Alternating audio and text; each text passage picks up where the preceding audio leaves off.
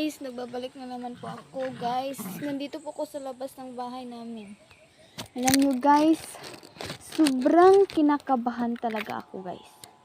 Alam nyo kung bakit? Sa Lunes na yung exam namin guys, tapos naiwan ko yung mga notebook ko sa loob ng classroom guys, hindi ko na makuha.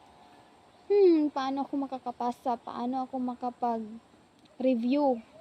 Tapos Lunes na. Aasahan ko na lang talaga guys yung stock knowledge ko. Hintayin ko muna si JB Maril guys. Baka pupunta yun dito. Diba kaya guys, manghingi ako ng copy sa mga kaklase ko tapos mag-review ako. Kinakabahan talaga ako guys. Siguro guys, hindi na ako ma-honor ngayon. Hindi na ako matap. Hindi na talaga. Kasi wala akong naiintindihan, tsaka unti-unti nang bumababa yung grades ko guys. Nakakaawa naman ako. Basta guys, abangan nyo na lang sa susunod na vlog ko or sa susunod na video ko kung na-top ba ako o na-honor ba ako, kasi iba-vlog ko yun. Kasi siyempre matutuwa ako, diba?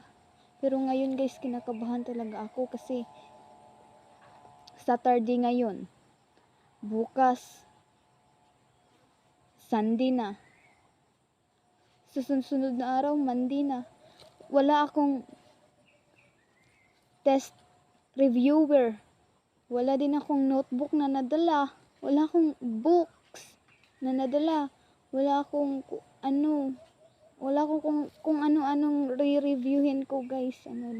Except sa Aralpan. Kasi may module akong na-save dyan sa files ko dun sa Aralpan. Pero paano yung ibang subjects, lalo na yung math tsaka science? Ay, Diyos ko. Tulungan nyo naman ako guys. Maawa naman kayo sa akin guys.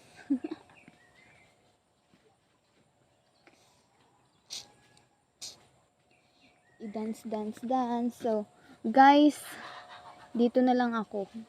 Hanggang dito na lang po ako guys kasi may pupuntahan pa ako. Bye-bye!